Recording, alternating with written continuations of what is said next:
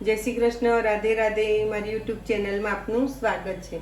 આજે બનાવીશું, અત્યારે ચીકુની સિઝન છે એટલે ચીકુ સરસ આવે છે, એટલે આપણે બનાવીશું ચીકુની બરફી. એના માટે આપણે જો આ 250 ગ્રામ ચીકુ લીધા છે અને એની જોડે આપણે થોડું ઘી ઉમેરીશું. બહુ નથી લેવાનું, થોડું 2 ચમચી જેટલું ઘી લઈશું આપણે અને એમાં ચીકુ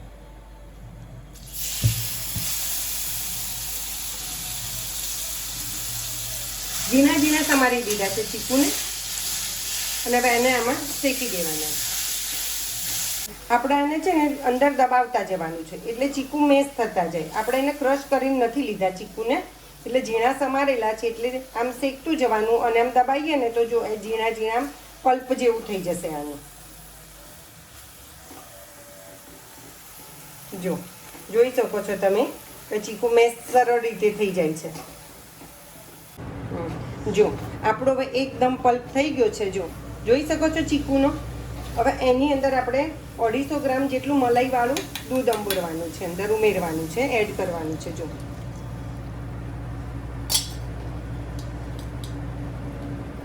હવે આને મિક્સ કરી દઈશું. આને જો સતત તમારે હલાવતા રહેવાનું છે એટલે માવો થઈ જશે. અને તમારે ખાંડ અત્યારે નથી નાખવાની, થોડું ઘટ થાય ને પછી ખાંડ એડ કરવાની છે આની અંદર.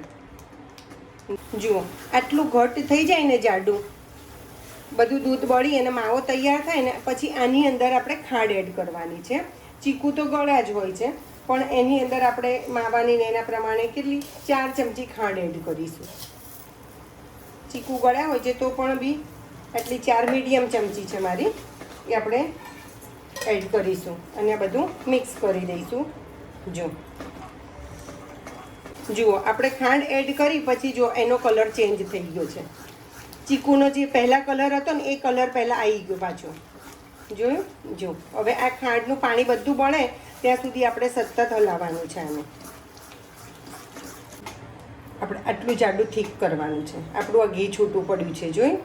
અને એને ત્યાં આની ઉપર ને ઉપર જ થોડી 2-4 મિનિટ થોડું ઠંડુ થવા દેવાનું છે એટલે આપણને ખ્યાલ આવે. નીચે રાખશો ને તેમ થશે હજી ઢીલું છે, પણ આની ઉપર ને ઉપર તમે હલાવશો ને તો એમ એ થિકનેસ પકડશે. જો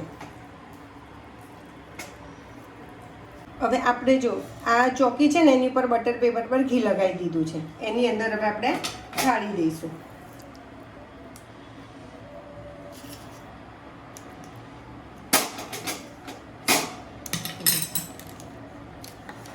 આપણે ક્વોન્ટિટી ઓછી છે એટલા માટે થોડી અડધામાં જ લઈશું.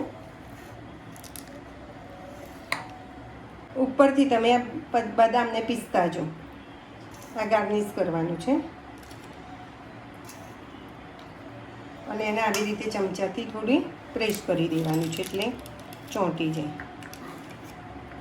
હવે એને 1 કલાક સુધી ઠરવા દેવાનું છે. આમ તો વાંધો નથી આવતો પણ 1 કલાક સુધી ઠરવા દઈશું ને તો તમારા પીસ બી એકદમ સરસ રીતે પડી જશે. જો આપણે 1 કલાક રેસ્ટ આપ્યો છે એને અને જો આપણી ઠરી ગઈ છે. જો આપણે હવે આને પીસ પાડી દઈશું. જો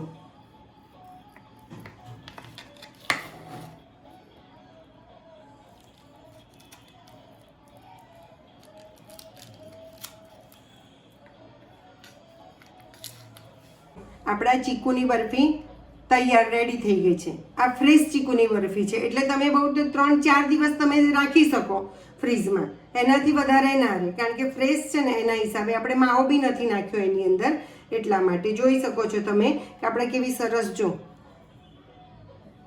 છે ને